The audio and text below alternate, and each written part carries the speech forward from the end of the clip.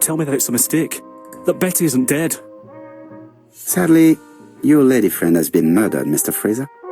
Oh, Betty, if only you'd listened.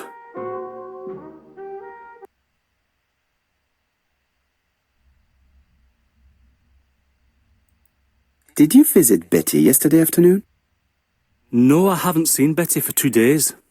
I was at the office yesterday afternoon. Can you prove that? Of course. But why this question? Betty died yesterday evening, didn't she? Yesterday, a guest came to the Ginger Cat alone and ordered a White Horse whiskey, and by the look of it, you also appear to be fond of this brand. Yes, it's a good whiskey and not cheap. I only drink it on special occasions. Or tragic ones. I understand. Do you know what Betty's plans were yesterday evening? She said she was having dinner with her sister.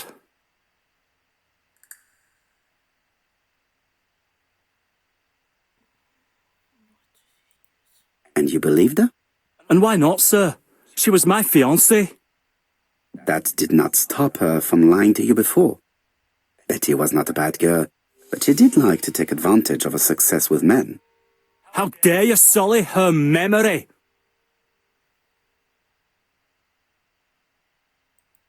I am not interested in memories of her, Mr. Fraser. I am looking for a killer, and I need you to be my closest ally. That is, unless you have something to hide. Of course I don't. Très bien. So, what were we saying? Where were you yesterday evening? I looked everywhere for her, but in vain. When she said she was going to have dinner with her sister on a weekday, I thought it was strange. I tried not to think about it, but I was like a lion in a cage. I was convinced she was lying. So I went round all the restaurants in the town. When I didn't find her, I went to the next town. But nothing. I must have got home about midnight or 1 o'clock. Did anybody see you? I don't think so. I didn't talk to anybody. I was so furious.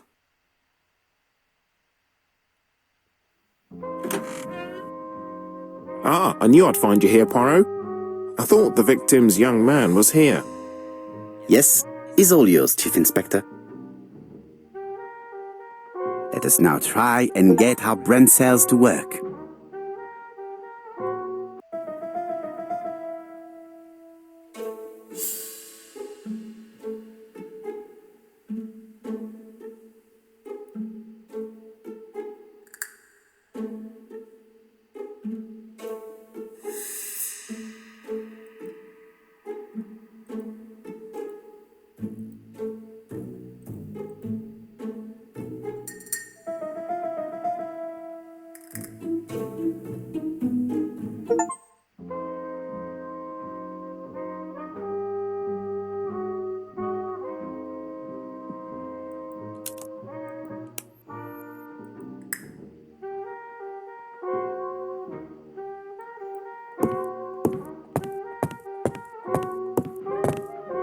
I don't want this young man here.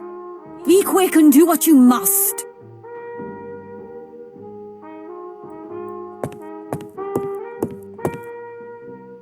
I don't want this young... Hastings looks ill at ease. He really doesn't like Fraser. Hastings is bound to tell me what he thinks about Fraser later on. Now is not the right time.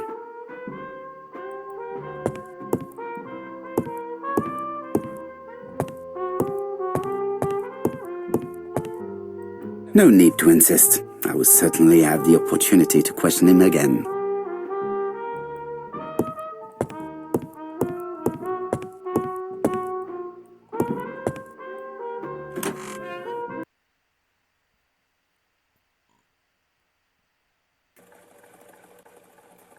Fraser doesn't have an alibi and he's extremely jealous. You are very skilled at summing up. And yet you haven't asked Japp to arrest him. It is too soon. But I agree, without the letters announcing the crimes, Fraser would already be behind bars. Bon, I think we have enough elements. Let's reconstruct the events at the scene of the crime. I can't imagine how the murderer wasn't seen, though. Surely she must have struggled. Let us try and imagine the scene.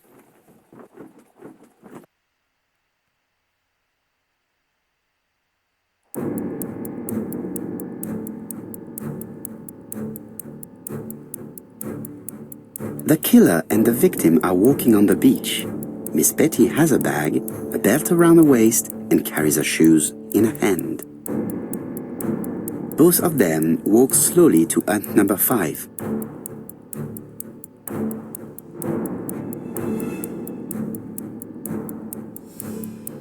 Both of them walk slowly to hut number 6.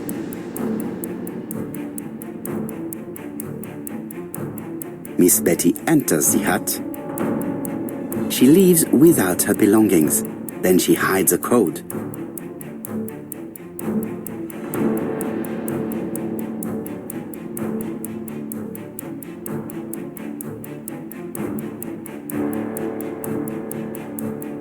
They keep walking. Then she removes her belt. The murderer moves behind her and then attacks her by surprise. The body falls, lifeless, on the sand. Everything appears to match the crime scene, mon cher Hastings. That is exactly what happened.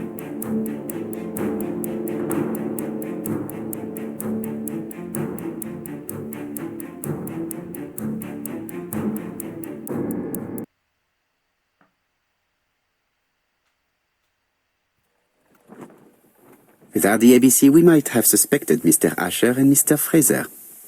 But by timing his crimes, the murderer is making sure he's accused. In a way, it is very generous of him. Generous?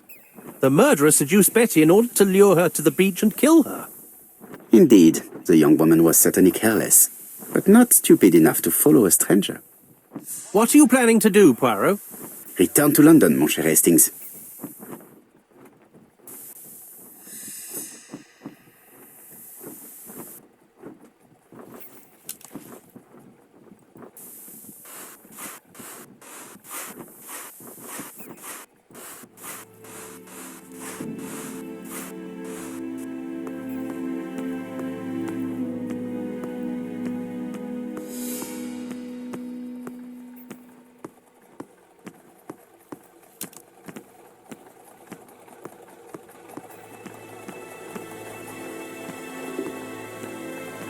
Right, back to London. There is nothing more for us to do here. I'm coming, Poirot. According to the guide, the next train departs shortly.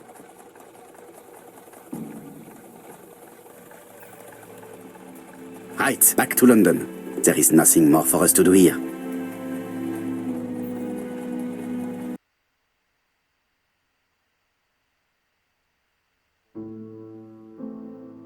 Japp has decided to reveal details to the press. The alphabet murder is now famous. It is not a bad idea. The more people who know, the greater our chances of finding out something of interest. Poirot, I have a bad feeling.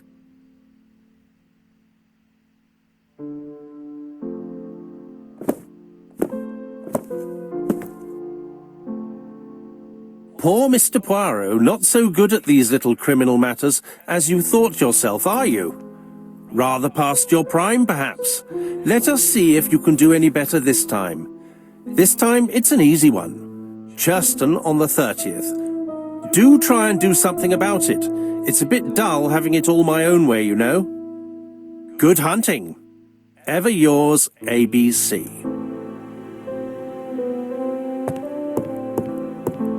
Good hunting. Did you hear that, Poirot?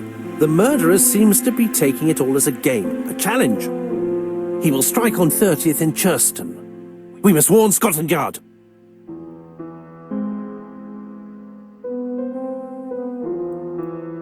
No time to lose. We must prepare our suitcases for Churston.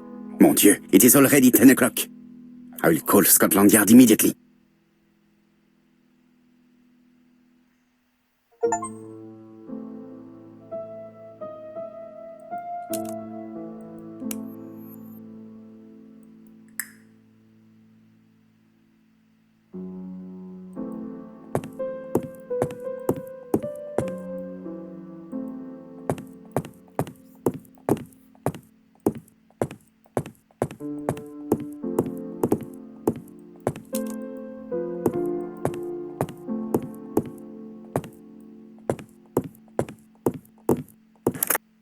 Alors, Jap, we received a new letter from ABC in the 10 o'clock post. Where and when? In Churston. Today. Today? I'll inform the population immediately. I'll check the train times. Call me back.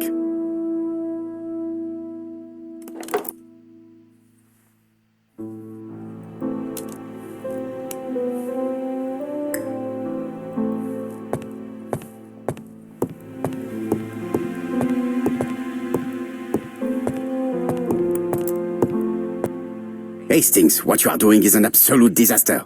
That is no way to pack suitcases. Heavens, we must hurry! We have to get to Churston before the murder!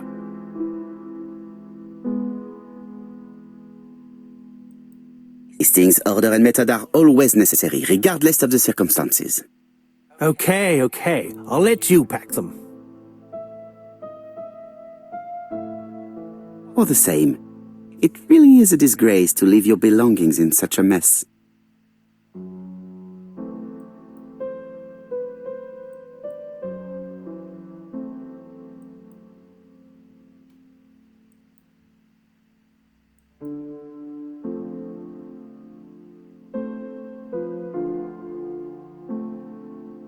Voila! It only took a minute. Poirot, you were right. I've just consulted the ABC guide. There's no hurry. The next train doesn't leave till 11:45. You see, there is no need to hurry. We will not be in Churston until tomorrow morning. After the murder. But why has the murderer warned us so late? It's not what he usually does. Did he do it on purpose? Very good question, Hastings. We should also compare the letter we have just received with the other two. Although I have very little doubt about what we will find.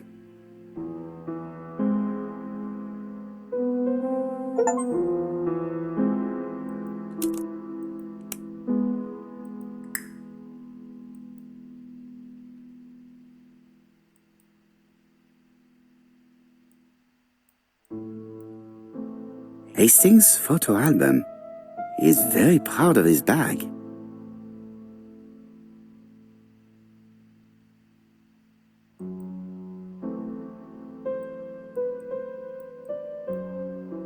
We've missed the 6:45 train, but we have plenty of time to catch the night train.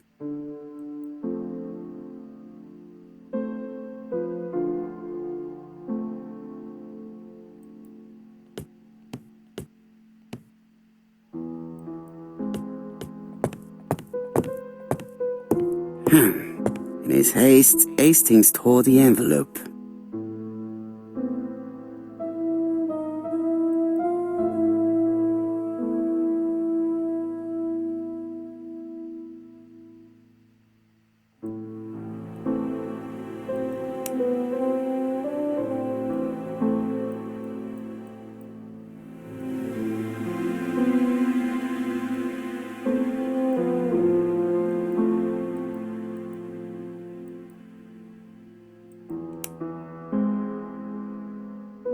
Poor Mr. Poirot. Not so good at these little criminal matters as you thought yourself, are you? Rather past your prime, perhaps? Let us see if you can do any better this time. This time it is an easy one. Churston on the 30th. Do try and do something about it. It is a bit dull having it all my own way, you know. Good hunting. Ever yours, ABC.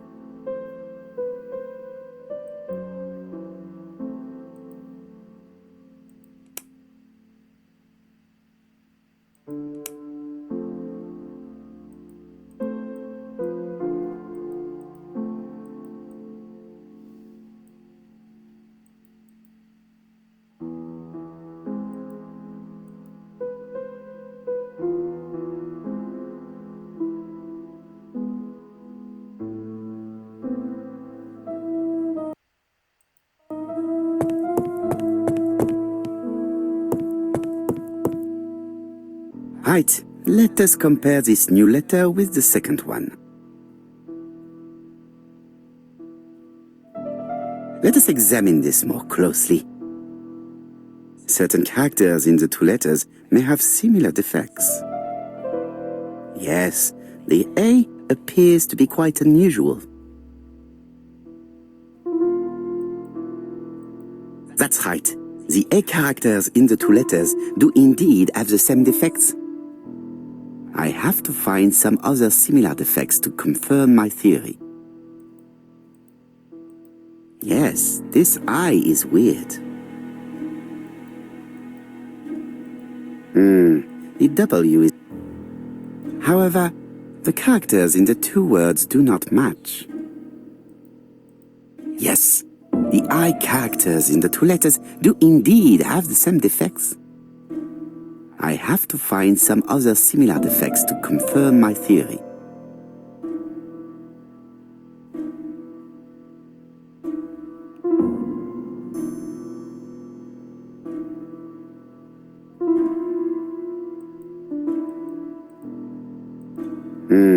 The W is not printed properly.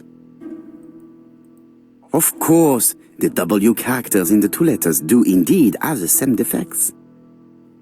My theory was right. These two letters were written with the same typewriter. Let us now try and get our brain cells to work.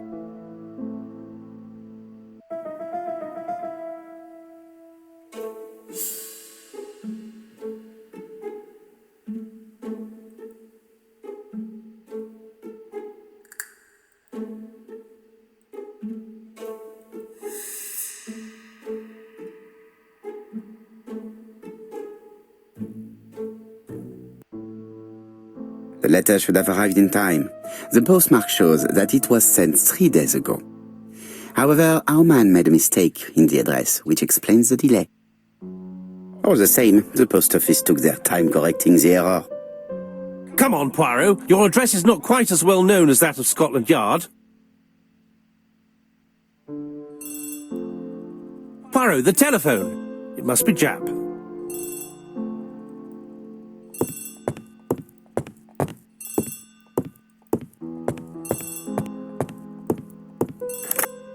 I have some news from Churston.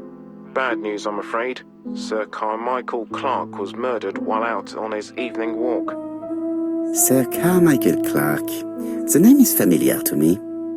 He was a famous throat specialist, one of the best in London. A wealthy man, he retired to Combside, a beautiful house by the sea. He collected antiques. Are you going there? Yes, let's meet on the train.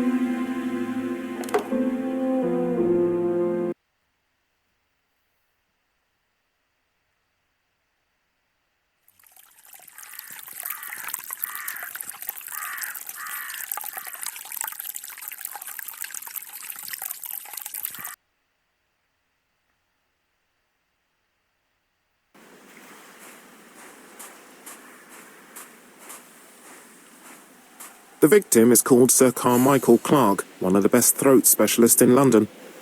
The body was still warm when we found it. If we'd been warned earlier, we definitely could have saved him. It appears that the murderer made a mistake when he wrote his letter. A mistake? Lucky for him. And what if he did it on purpose? No. He's defined his madcap rules and he's sticking to them. It's a matter of pride for him. Shall we go up to the house, Poirot? You go, my friends. I will come soon.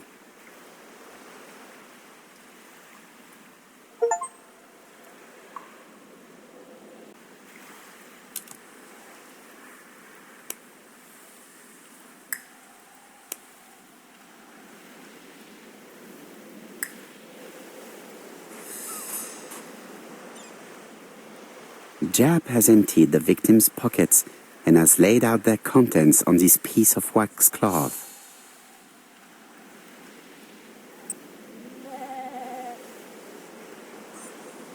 It is pointless.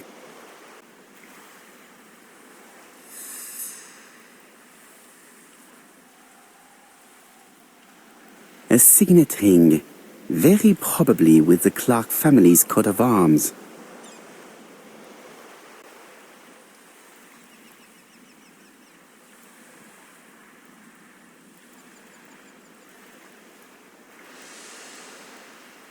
An oriental dragon. It's an old piece, much older than the pocket watch on which it was fastened.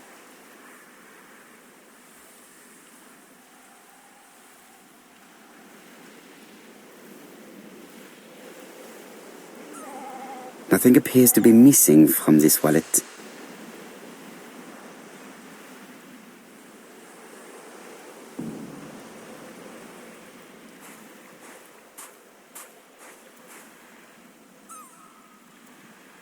This place is very calming.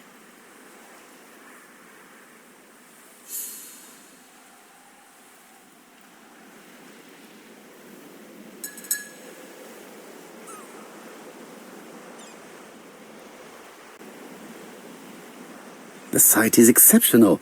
It is easy to imagine that Sir Carmichael used to enjoy stopping here every evening.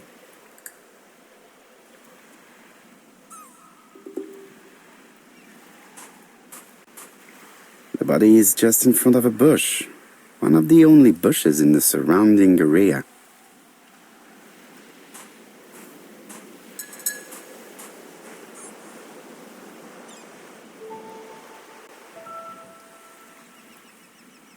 Apart from the wound to the throat, the body is untouched. No cuts, no bruises.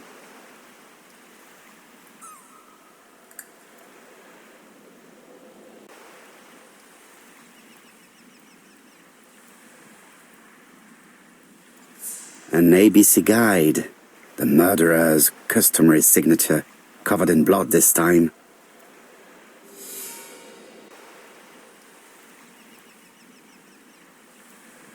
The gravel on the path has been sprayed with blood that covers a conical-shaped area, which starts at the body and becomes wider as it moves further from the bush. Sir Carmichael's throat was cut. It's a clean incision, a professional murder.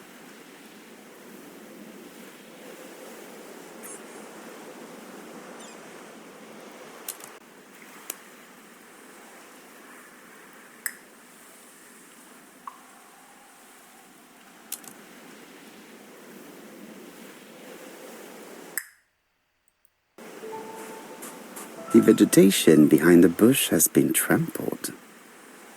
Let us now try and get our brain cells to work.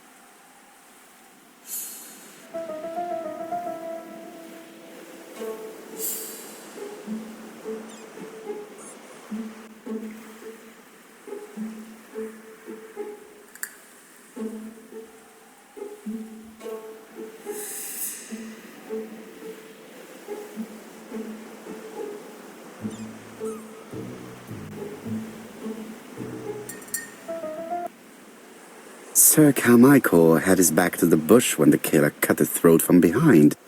A fatal blow that sprayed blood over a range of more than 1 meter.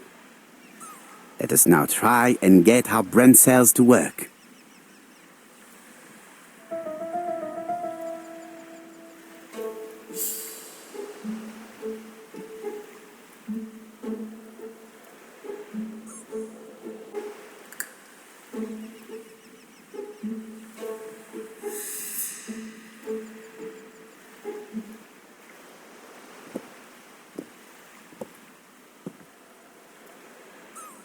Have you finished, Poirot?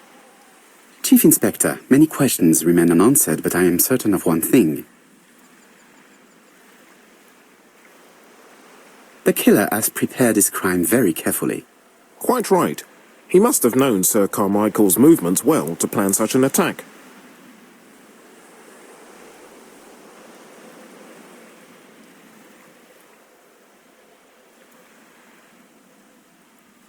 The murderer struck with terrible savagery. Yes, blood flowed. It's the first time he's attacked a man. He armed himself accordingly. Have you spoken to the victim's family, Chief Inspector? I've spoken to the brother, Franklin Clarke. I didn't get much out of him. He's yours. I must get the body removed.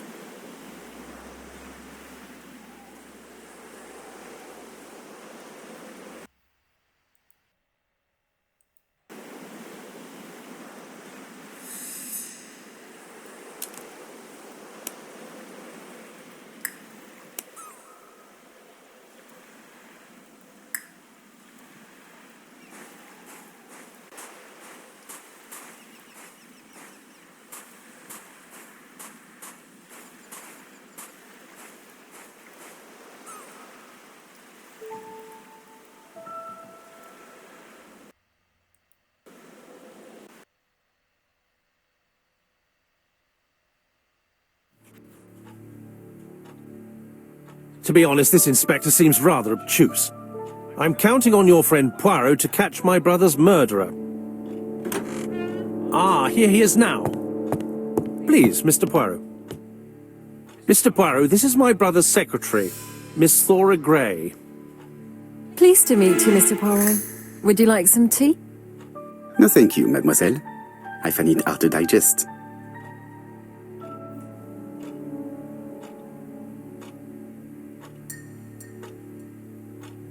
It is not the right time. It is not the right time. Hastings does not like very hot tea. He's going to blow on his cup for a good while before drinking. Hastings does not...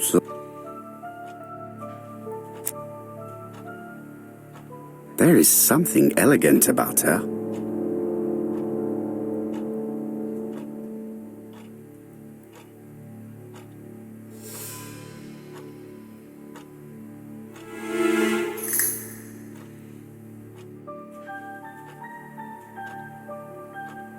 She has good taste, except perhaps in her choice of jewelry. Please excuse me, I have to take care of Lady Clarke.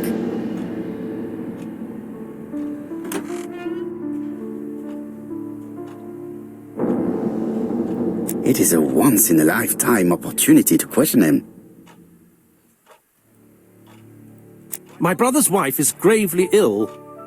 You will probably want to question her, but I fear that it won't be possible today.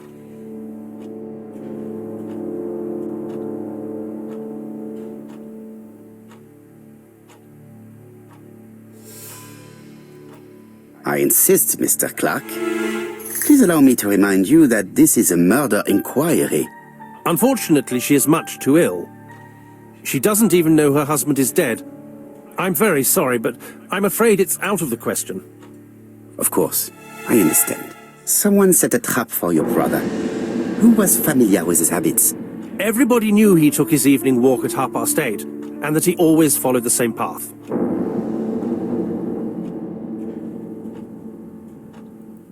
Was it a dark night? It was a new moon. I took a lantern. So it was you who found the body. Yes, along with the gardener. Have you seen any strangers around the house recently? No. As far as I know, nobody has been near the house.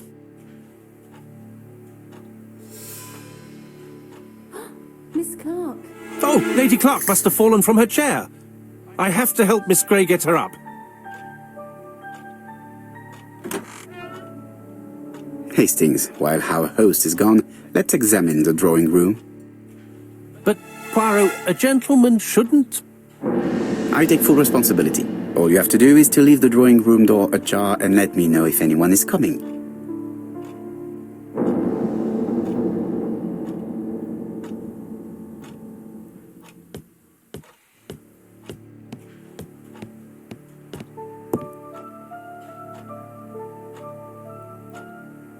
A turtle.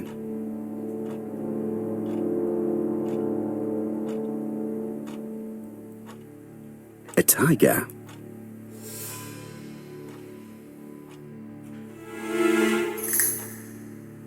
A dragon.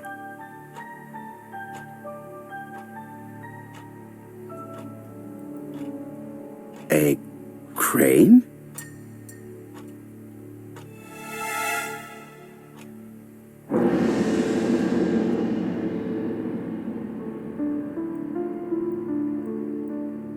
Comside's private collection, purchases since 1920. The catalogue for Sir Carmichael Clarke's collection.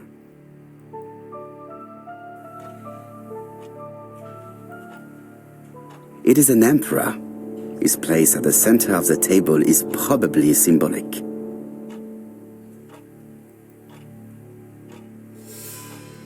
Dragon, dragon, dragon.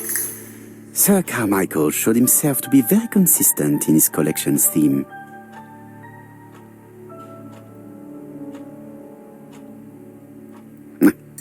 I'm not going to leave now.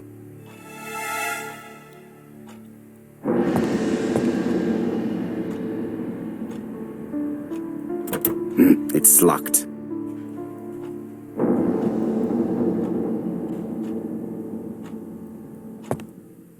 Sir Carmichael's collection could rival that of a major museum.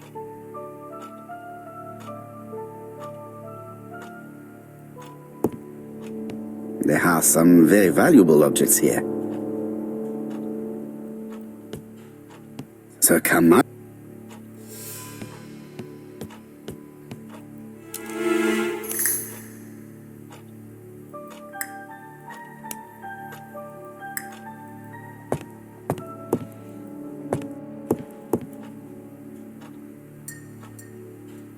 Traditional Chinese map. Facsimile. South is on the top of the map.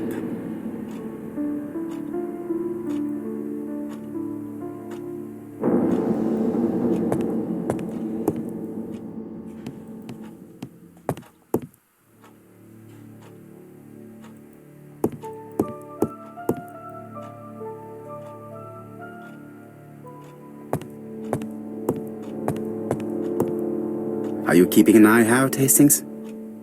Yes, yes. Come on, be quick, Poirot. It would be embarrassing if we got caught.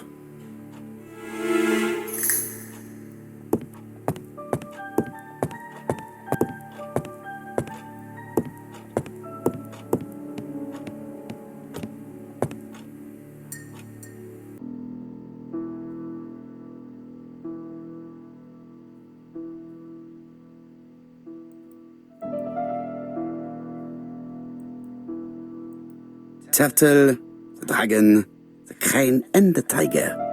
I think I've already seen this motif somewhere.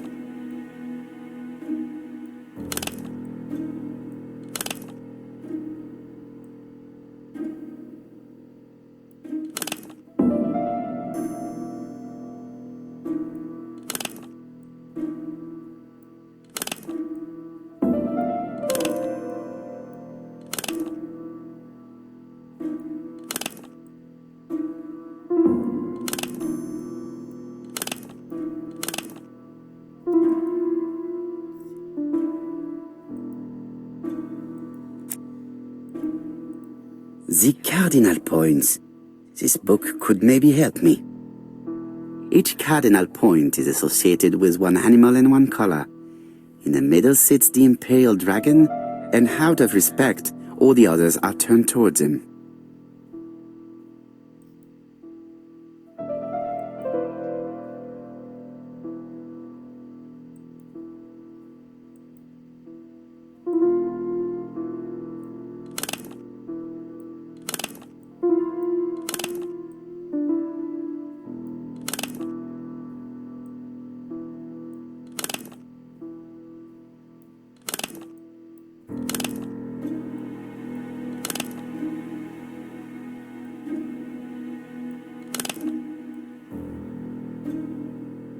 The position of each motif is correct, but they are not turned the same way as on the table.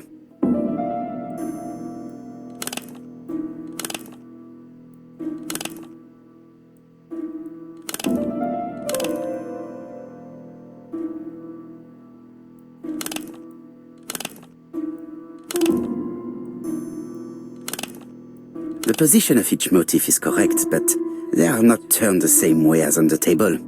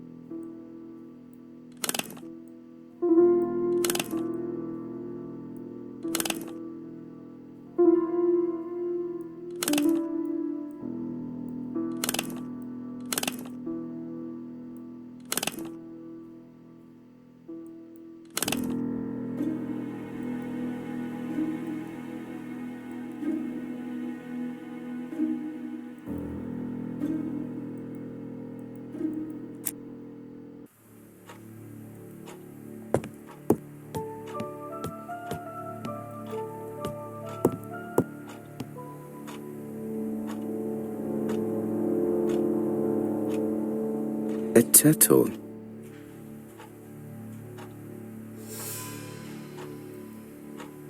A tiger.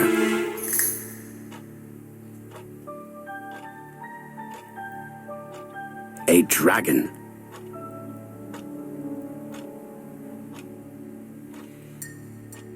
A crane?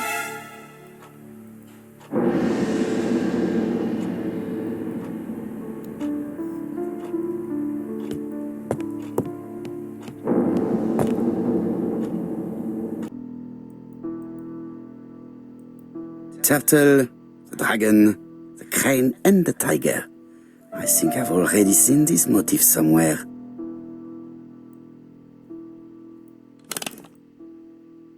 The position of each motif is correct, but they are not turned the same way as on the table.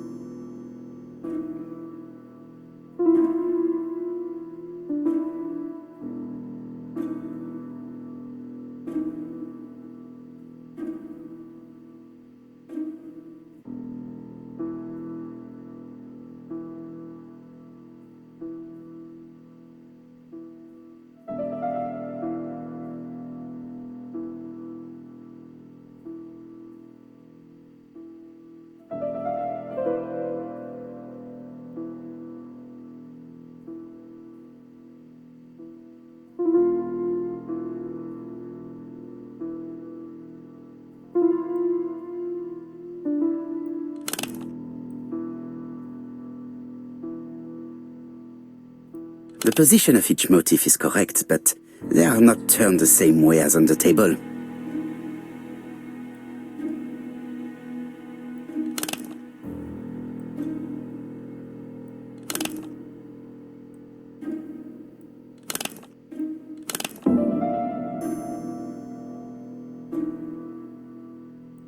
The position of each motif.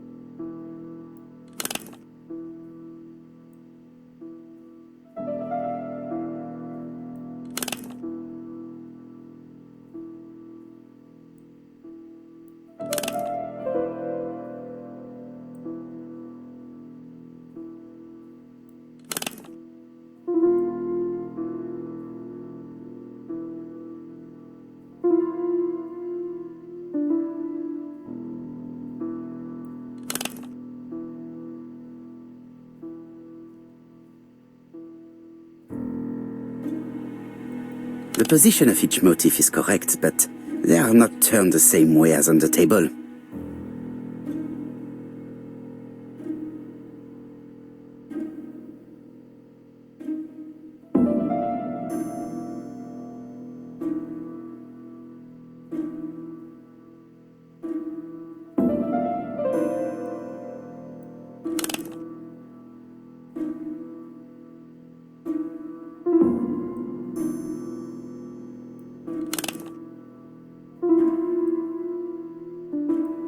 I think I heard a bang.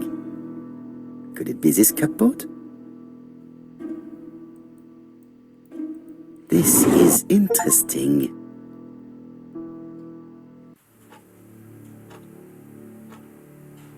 These daggers are only ceremonial weapons. I do not think that the crime weapon is here.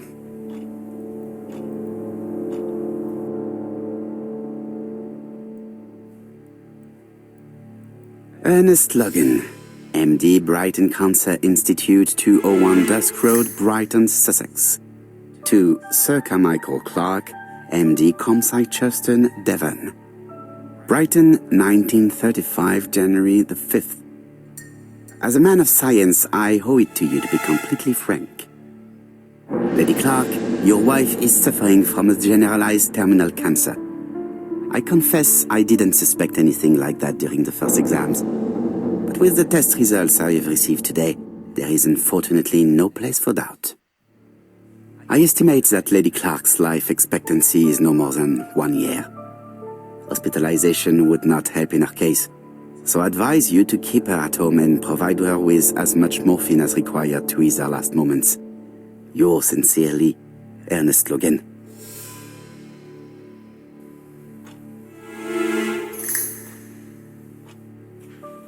Here's Miss Gray.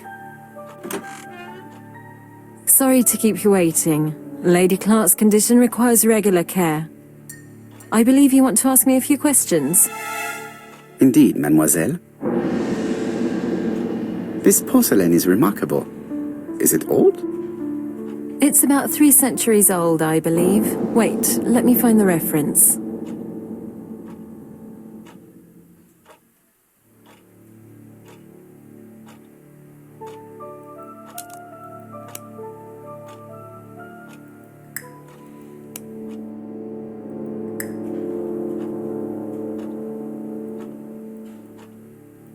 It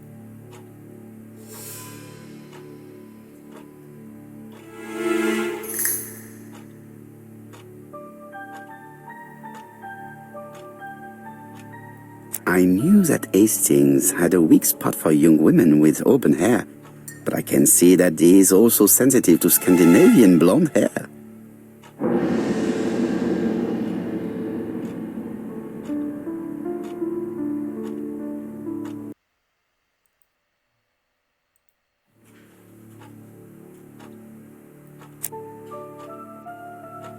She appears to be very flustered.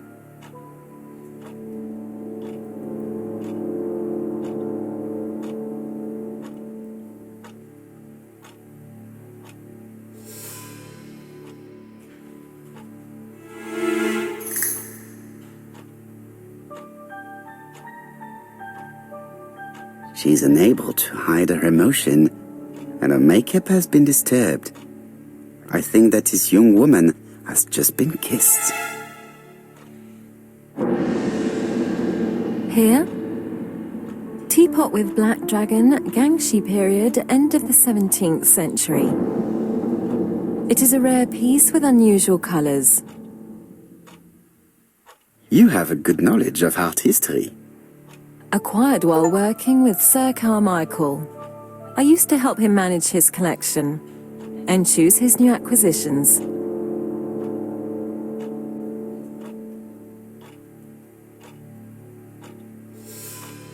Did you have a good relationship with your employer? He treated me well, and I am sorry for his death. Have you seen any strangers hanging around in the past few days? No. Nobody has been near Comside.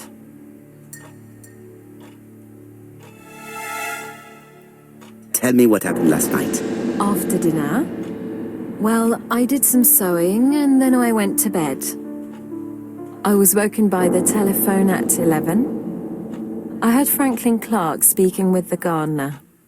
They left with some lanterns, and they found the body.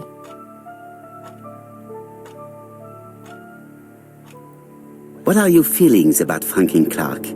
What an odd question. Of course I think he's a good man. He's energetic, nice, very sociable.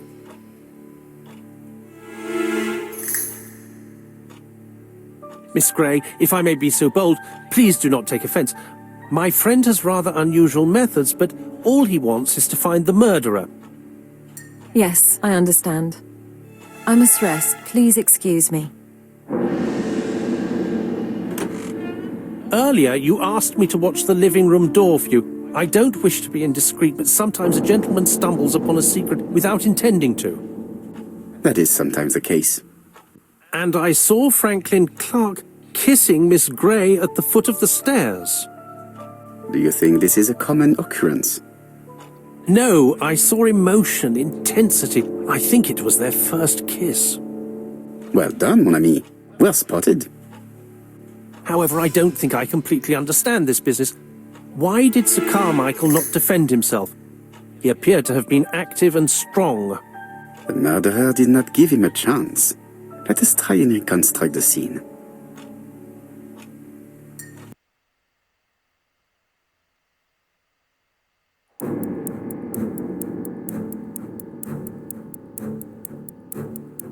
Sir Clarke is taking his customary walk. Our killer is hiding behind a bush.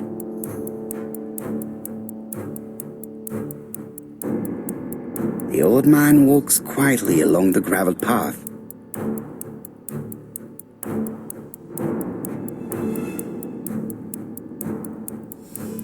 Then he turns towards the sea to gaze at it.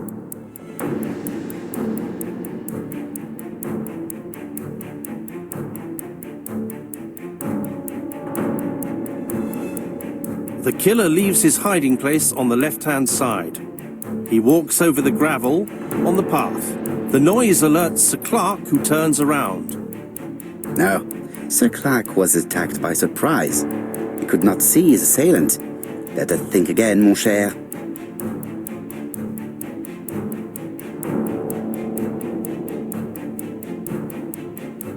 Sir Clarke is taking his customary walk. Our killer is hiding behind a bush. The old man walks quietly along the gravel path.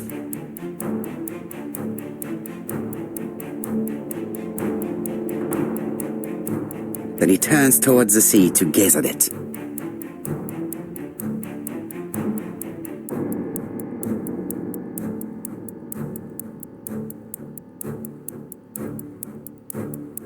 The killer leaves his hiding place on the right-hand side. He approaches silently over the grass.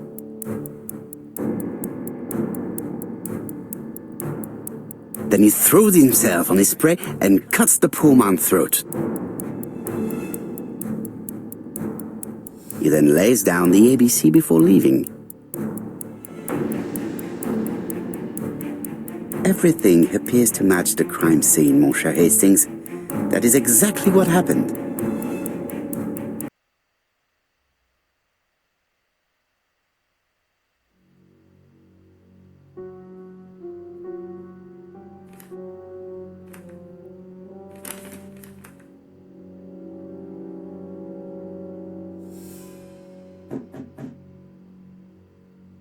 Oh, just a minute. I'm getting dressed.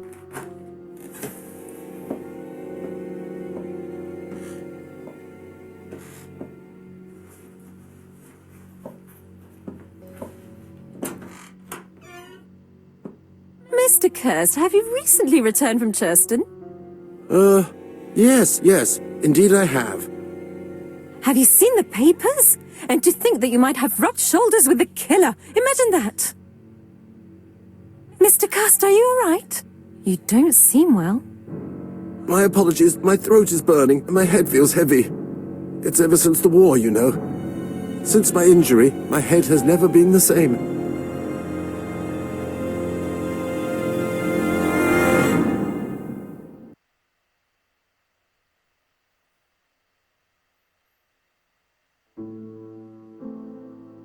Poirot, it's a pleasure to be with you again after all these years. I looked for a gift to thank you, and I found this propelling pencil. An authentic collector's item. You spoil me, mon ami. And you more so by sharing investigations. Do not underestimate the help you are to me, Hastings. Intellect is not everything. There is also goodwill, and you are not short of that.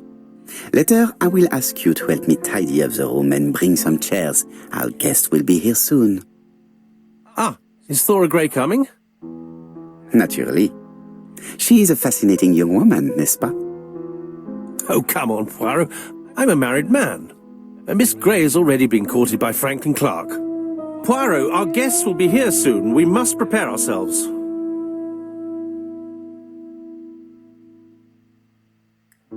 I should take advantage of the silence to examine them.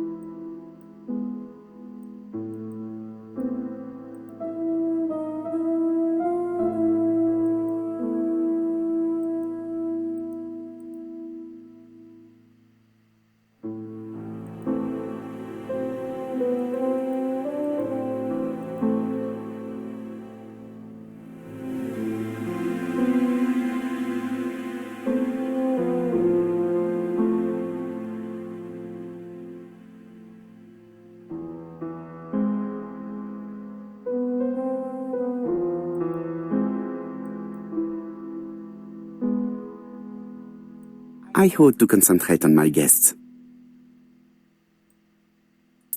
Franklin Clarke always seems at ease, regardless of where he is. Something that's unique to people who travel.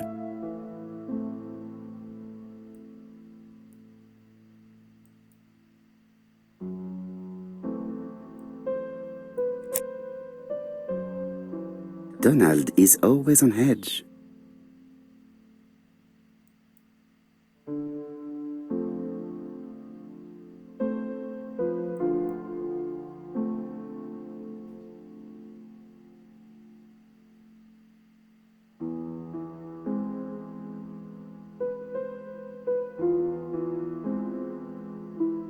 Leave me alone.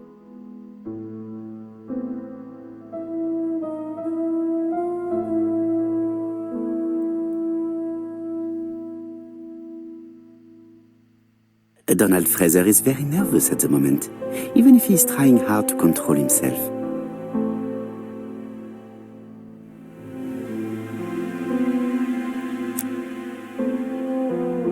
She appears to have taken more care with her appearance than the last time.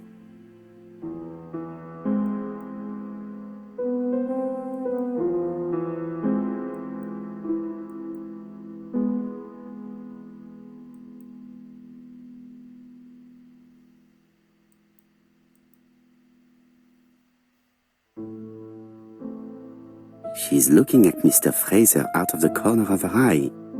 Did she make herself beautiful for him?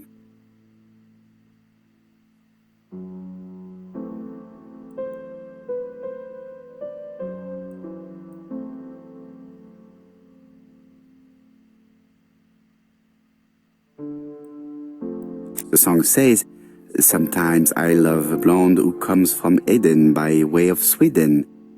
But I am not sure that this blonde is an angel."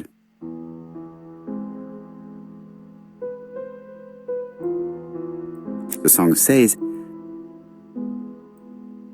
"Sometimes I love a brunette, sometimes I love a blonde." That's what the song says. I wish to thank you all for coming. I wanted to bring everyone close to the victims here in order to unmask the murderer. Get to the point, Mr. Poirot. What do you want from us?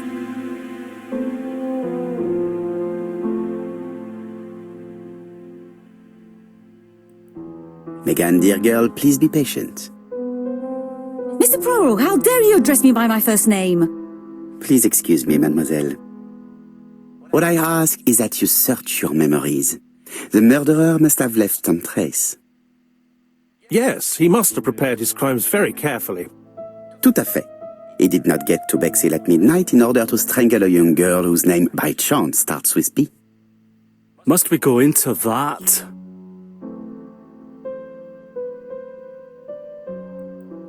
No, of course. Not if it makes you uncomfortable. Come on, Mr. Poirot. I imagine we all feel terribly uncomfortable about these murders. It's true.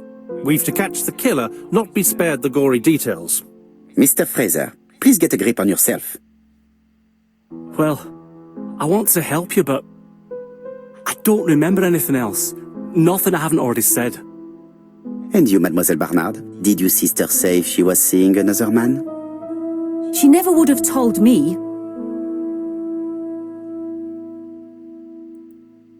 Why would she hide the fact from you? Betty knew I didn't approve of her behaviour. Her flirting was spoiling any chance she might have had. Tell me, mademoiselle, what did you talk about with your sister? Silly things. Her new dress. She wanted a pair of black stockings to go with it. Mother bought her a brand new pair. The day it happened, she was crying. And to think that Betty never even wore them. Poor Mummy. Your sister used to sing, I believe. Did she ever perform in public? She dreamt about it, but she had a very bad cough. It troubled her greatly. She had to cancel auditions and miss lots of opportunities. A pity.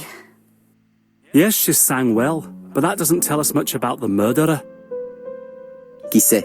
In any case, we now have enough information to draw up a relatively precise psychological profile. Let us now try and get our brain cells to work.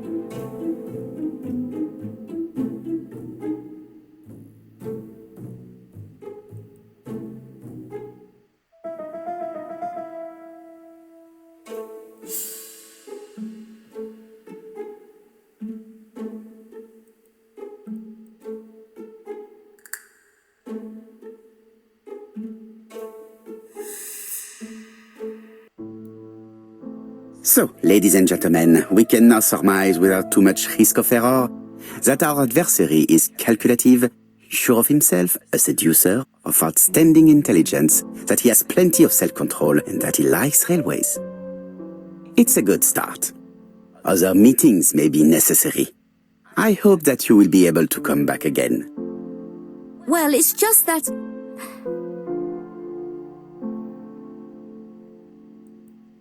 Is something bothering you, Mary?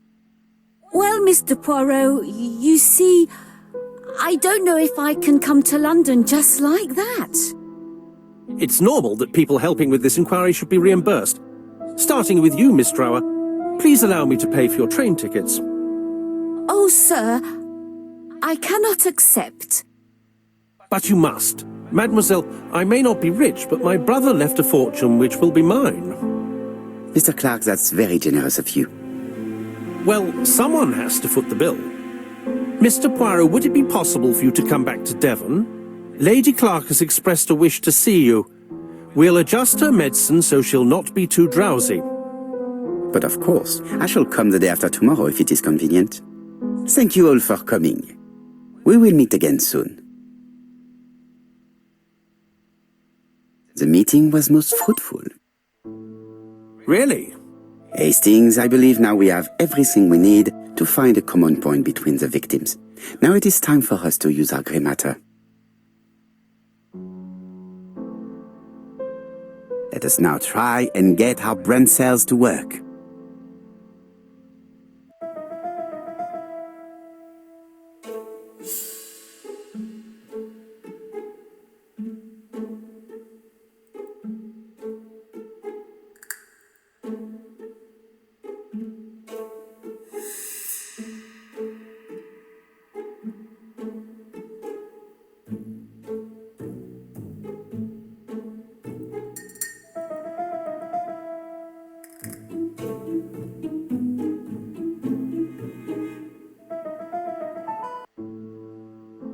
The first two victims suffered from bad throat, and that was precisely the specialty of the third victim, Dr. Clarke.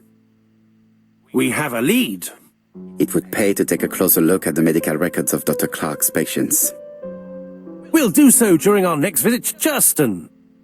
I will do it myself, mon ami. You must remain in London just in case ABC sends us another letter. Very well, as you wish.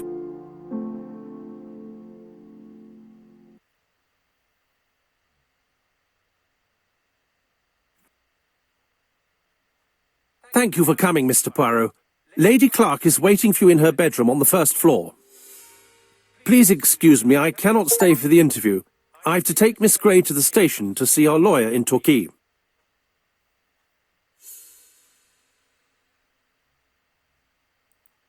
Are you going on holiday, mademoiselle? Not exactly, Mr. Poirot. Miss Gray very kindly stayed with me to settle my brother's affairs, but naturally she prefers to find a position in London. Ah, très bien. I'll be absent all morning, Mr. Poirot, but the nurse is coming soon. She's to ensure that the dose of medicine doesn't make our patient drowsy. Thank you, Mr. Clarke. Have a nice trip, mademoiselle.